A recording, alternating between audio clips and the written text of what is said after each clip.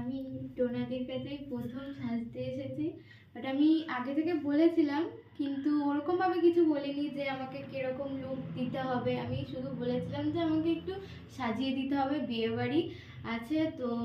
উনি যা সাজিয়েছে উনি পুরো সাজিয়ে দিয়েছে, আর আমি কিছু বলিনি, কিন্তু আমার এতই পছন্দ হয়েছে।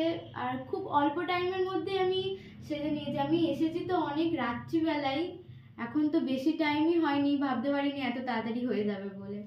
তো যা সাজিয়েছে উনিই সাজিয়েছে, খুব ভালো সাজিয়েছে, আর আমার খুব পছন্দ হয়েছে। Thank you so much dear. এত কম সময়ের মধ্যে সাজিয়ে দেওয়ার জন্য থ্যাংক ইউ। Most welcome.